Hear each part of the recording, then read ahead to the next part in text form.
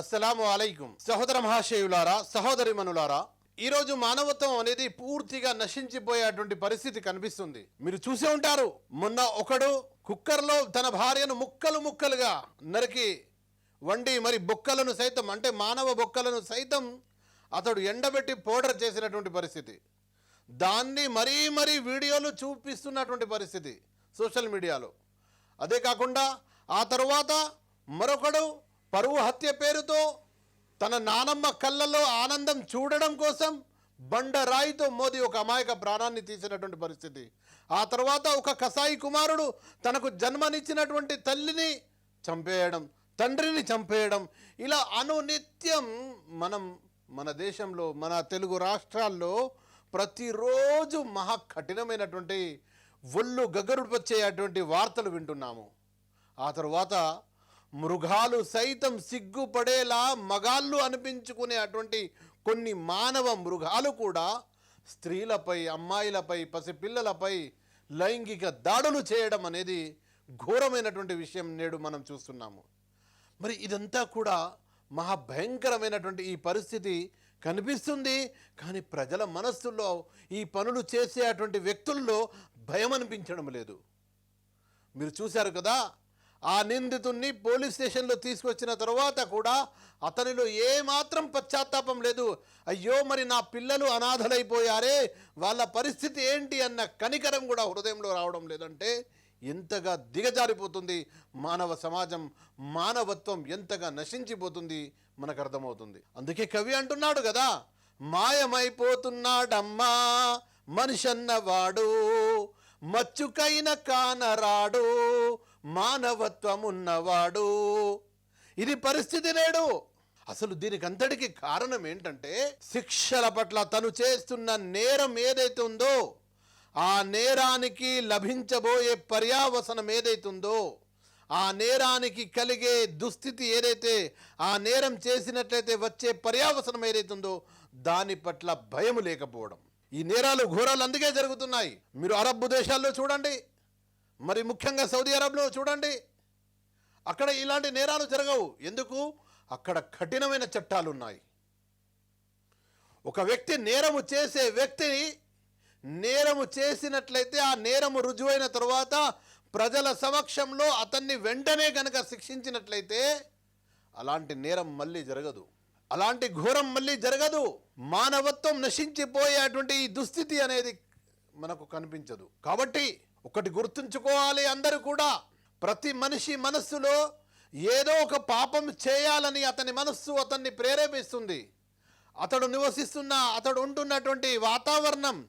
ఎందుకంటే ఈరోజు సమాజంలో ఎలాంటి వాతావరణం ఉందంటే, ఈ సినిమాలు, సీరియళ్ళు, ఈ రీల్స్ యొక్క పిచ్చి అనేది మనిషిని మృగంగా మార్చేస్తుంది, మనిషిని మృగంగా మార్చేస్తుంది. ఇది నగ్న సత్యం. ఆ వ్యక్తి ఎవరైతే తన భార్యను ముక్కలుగా నరికి కుక్కర్లో పెట్టాడో ఆ వ్యక్తి స్వయంగా అంటున్నాడు, సినిమాలు చూసి మరీ నేర్చుకున్నాను. ఎంత ఘోరమైన విషయం. సినిమాలు తీసే నిర్మాతలు, దర్శకులారా, మీరేమంటారు? ఈ సినిమా ద్వారా మేము సమాజానికి ఒక గొప్ప మెసేజ్ ఇస్తామని అంటారే, మీరిచ్చే మెసేజ్ ఇదేనా? మీరు చేయబోయేటువంటి సంస్కరణ ఇదేనా? సమాజంలో మీ సినిమాల ద్వారా వచ్చే మార్పు ఇదేనా? ఆలోచించాల్సిన అవసరం ఉంది.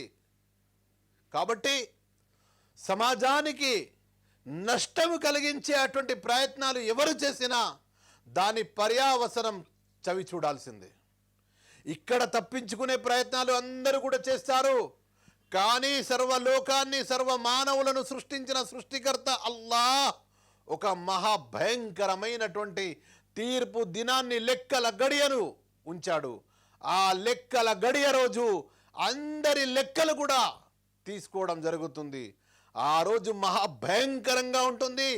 అప్పుడు తల్లిని చంపినవాడు, తండ్రిని చంపినవాడు, భార్యను ముక్కలుగా నరికినవాడు, పరువు హత్యలు చేసినవాడు, ప్రేమ హత్యలు చేసినవాడు, రకరకాల హింసలతో సమాజాన్ని భ్రష్టు పట్టించినటువంటి మానవ మృగాలు సైతం ఆ రోజు చలించిపోయేటువంటి పరిస్థితి వస్తుంది.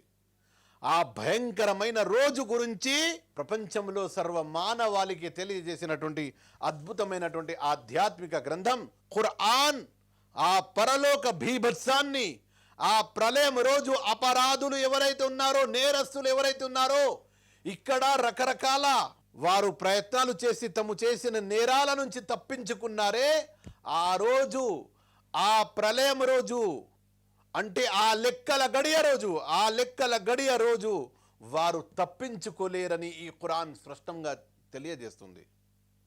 వారు చేసిన రవ్వ గింజంతైన పాపమైనా సరే అది ఖచ్చితంగా దాని పర్యావసనం చవి చూడాల్సిందే అని ఖురాన్ తెలియజేస్తుంది.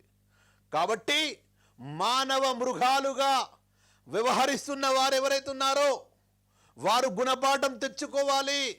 ఈ ఇహలోక వాంఛ, తమ కోరికలు ఏవైతే ఉన్నాయో ఇక్కడ తము చేసే పాపాల ద్వారా నెరవేరాలని ఏదైతే ప్రయత్నాలు చేస్తున్నారో, ఈ తాత్కాలిక ఆనందానికి మోసపోకుండా అసలైన జీవిత లక్ష్యము తెలుసుకొని ఆ మహాభయంకరమైన భీభత్స రోజు అయినటువంటి ప్రళయం రోజు, లెక్కల రోజుకు భయపడాల్సిన అవసరం ఉంది.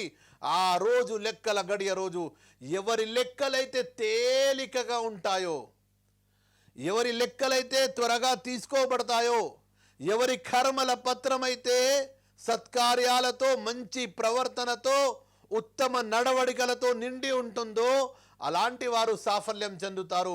ఎవరైతే సమాజంలో అశాంతిని సృష్టించి మానభంగాలు, హత్యలు, దోపిడీలు, దౌర్జన్యాలు చేసి ఎవరైతే సమాజాన్ని కలుషితం చేస్తారో వారు ఘోరమైన పర్యావసనం చవి చూడాల్సి వస్తుంది. కాబట్టి భయపడండి ఆ ప్రళయం రోజుకు, భయపడండి ఆ లెక్కల గడియకు. సమాజాన్ని మీ యొక్క మృగాల యొక్క చేష్టల ద్వారా కలుషితం చేయకండి. ఇప్పటికే సమాజం చాలా దుస్థితికి చేరుకుంటుంది. పసిపిల్లలు సైతం కూడా భయపడేటువంటి పరిస్థితి వచ్చేసింది. జాగ్రత్త సహోదరులారా, అందరూ కూడా ఆ ప్రళయ బీభత్స దినమైన రోజుకు భయపడాల్సిన అవసరం ఉంది. ఆ భయమే మనల్ని పాపాల నుంచి కాపాడుతుంది. అప్పుడే మనం మంచి జీవితం గడిపేటువంటి ఆస్కారం ఉంది. అస్సలాము అలైకుం.